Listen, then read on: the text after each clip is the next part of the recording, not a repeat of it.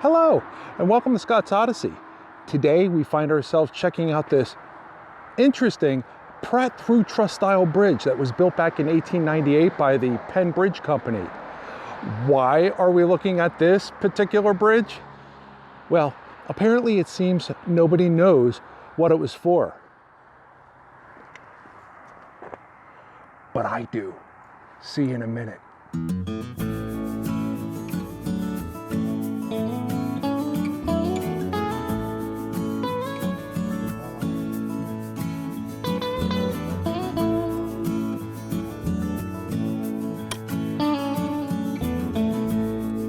Welcome back. If you've watched my videos before, thank you for your patronage. And if you're new to Scott's Odyssey, welcome aboard.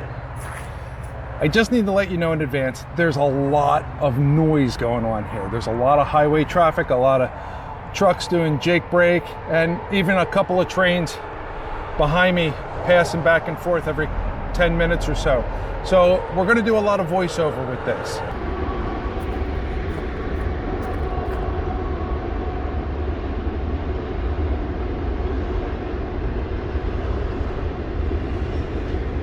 When you first look at this bridge, you might think it was a railroad bridge used to carry a train across it. But it's quite a bit small for that and does not have any features that still exist on it that would point to carrying something as wide and heavy as a train. So maybe someone just built it to get to a home or a farm on the other side. In which case we have a major issue of why would someone build a Pratt through truss across a short span in a river. We also know that the Penn Bridge Company were the ones who built this, and there is no longer an existing record beyond the bridge's plate identifying why it was actually put here in this spot. So we start to look at the bridge and notice some interesting features. The most obvious is the road name, calling it Irish Flats Lane. But that's a bit of a distraction in the wrong direction because the name Irish Flats did not come about until the 1960s from what I could dig up on this 10-acre property. And across the top of the entrance to the through truss, on the very first truss is a series of four-leaf clovers, which inevitably causes people to believe that there's a connection to the Irish Flats property. But still, no. I dug really deep into the information on the bridge, even into its National Registry of Historic Places from back in 1990, which is probably the only reason why this thing still stands here.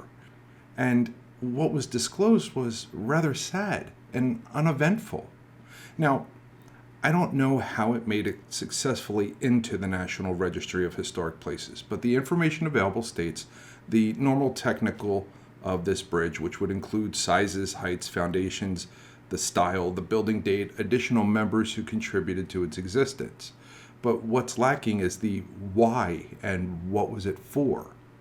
You see, it was never listed as being owned by anyone in particular.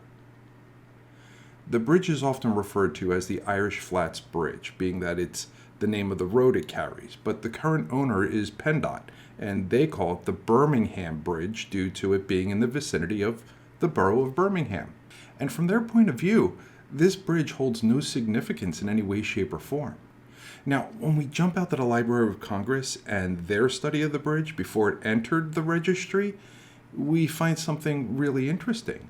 What we find is that they claim the single-span pin-connected Pratt through truss is unique for a Pratt truss, in that the portals contain hip verticals that carry compressive stresses. Here's what it's actually saying. The bridge has points on it designed for heavy downward stress, so it does not bow in the middle due to a short, singular heavy weight. Why is this a big deal? Well, a Pratt truss bridge is made specifically for tensile stresses. That is, stresses that are caused by something that is long and heavy over the span, which would mean if a certain small point received too much of that weight, it would give way. So we have a bridge design made to hold a very heavy but stretched out weight with a design to hold a heavy amount of weight in a single point. That's really weird. A train going over this bridge would span its weight across the entire bridge, not in a specific point. If the bridge was designed for compressive stresses and a train went across it, with a single heavy car that pressed down on the tracks and the bridge in the middle, you would most likely end up with a derailment because the car or cars following the single heavy car would have their wheels dangling in the air. So why would it be designed for a single heavy car? Well, there is where the answer to this bridge is hidden in plain sight. Based on its width, which is 16 feet, we run into an issue that this bridge immediately puts a rail into a curve in less than 80 feet.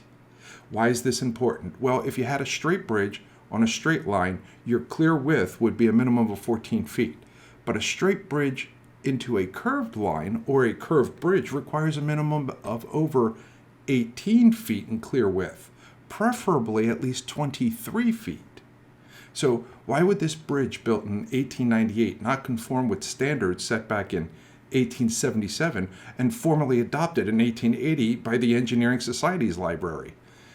All information points to this bridge not being built for the railroad and not for rail cars. But what purpose would such a heavy bridge be built for?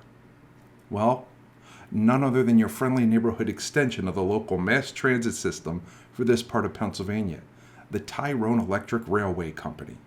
Now, the timelines get a bit fuzzy here because according to the current recounts, the Altoona and Logan Valley Electric Railway stopped their rails in Bellwood, PA back in 1894, 8 miles short of Tyrone and 12 miles short of Birmingham. Sometime around 1903, the Altoona and Logan Valley Electric Railway Company, the City Passenger Company of Altoona, and the Tyrone Electric Railway Company all merged under the name of Altoona and Logan Valley Electric Railway.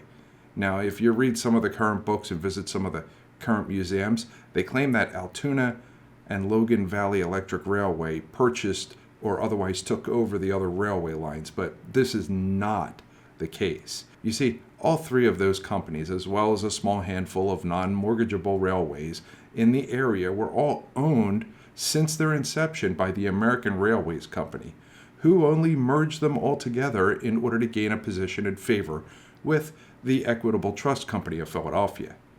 The other historical groups try to romanticize some sort of bigger company takes over a smaller company event, when in reality it's just as simple as a really rich company seeks a better positioning with other really rich companies, so diversifies its equitable stocks through a trust company.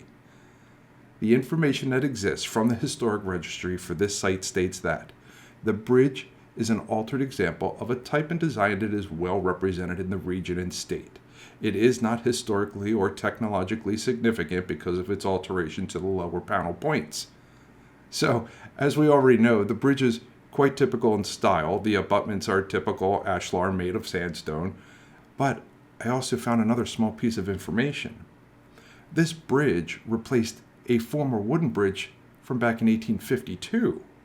So that means this bridge is not from 1898. It's from some earlier time and from another location. And here is the nail on the head for this investigation that I did. Found on an obscure website selling postcards and other old memorabilia of railroads, we find this photo of this bridge complete with a trolley in the background, and again later with an actual trolley on the bridge. Based on the railway turns and the river bend, that means this bridge was an actual Tyrone trolley bridge located just on the outskirt of Tyrone, most likely at the bend in the Little Juniata right at Boyd Avenue in Neilton. And being that this literally puts the bridge in Tyrone and not 2.5 miles further away in Birmingham, and in fact it would have been a bridge actually entering the city, then that also explains why the bridge has 4-leaf clovers at the head of the initial trusses. Now we talk about the SAD for this bridge. As of 2018, this bridge was inspected, and the results of the inspection dictate the bridge is in poor condition. The structural appraisal reads that it is basically intolerable, requiring high priority of replacement, and the scour condition is determined to have significant actions required, with an overall recommendation that the bridge be replaced. All this to be done for a remnant of history that goes back to the days of the very first electric railway systems, complete with hometown customizations of four-leaf clovers. And nobody knowing its history but me, and now you, both knowing more about its origins and its original story than what even the historical recorders and the historical registry know. Yet they're the ones who have determined that it needs to be taken down and replaced instead of saved. So I hope you enjoyed this video about the Birmingham/Irish Flats trolley bridge.